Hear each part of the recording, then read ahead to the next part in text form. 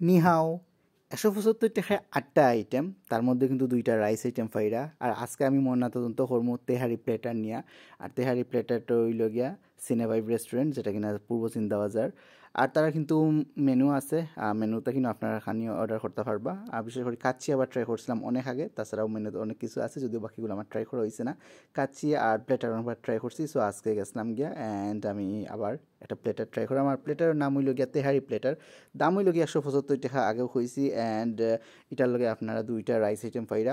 ফার্স্টে আমি ট্রাই করছিলাম যেটা এটা হইল গিয়া এগ ফ্রাইড রাইস। আমার কাছে এভারেজ মনে হয়েছে, সচরাচর যে রকম থাকে ওরকমও স্বাদ আমার কাছে এভারেজ মনে হয়েছে। তারপরে আমি ট্রাই করছিলাম, এটা হয়েছিল তেহারি, চিকেন তেহারি। অ্যান্ড এখানেও কিন্তু 1 পিস মাংস থাকে, আপনারা দেখতে পারেন। আমি কিন্তু খুঁজলাম যে আর মাংস আছে নি, কিন্তু না, মাত্র 1 পিসই মাংস আছে। মাংসের সাইজ আমি দেখানি ট্রাই করছি, বাট এটা কিন্তু বেশ মজা। আমি কইমু যে এগ ফ্রাইড রাইস থেকে কিন্তু এটার স্বাদটা বেশ মজা আসিল। আর তারপরে যে চিকেন মশলা যেটা আছিল, এটাও কিন্তু বেশ মজা আসিল। দেন আমি ট্রাই করছি তারার চাউমিন, অ্যান্ড তারার চাউমিনটা কিন্তু মজা আছে। আমি আগে যতবার প্লেটার খাইছি, চাউমিনটা আমার কাছে ভালো লাগছে। আপনার কাছে কিলা লাগে তারার চাউমিন, অবশ্যই কমেন্ট করি জানাইবা। তারপরে প্লেটার লগে তাকা পটেটো চিপস ট্রাই করছি তারার মেয়োনিজ দিয়া। 3 পিসের মতো আসিল, অ্যান্ড আমার কাছে খারাপ লাগছে না, ভালোও লাগছে, ফ্রেশ আসিল, নিউলি কুক করা।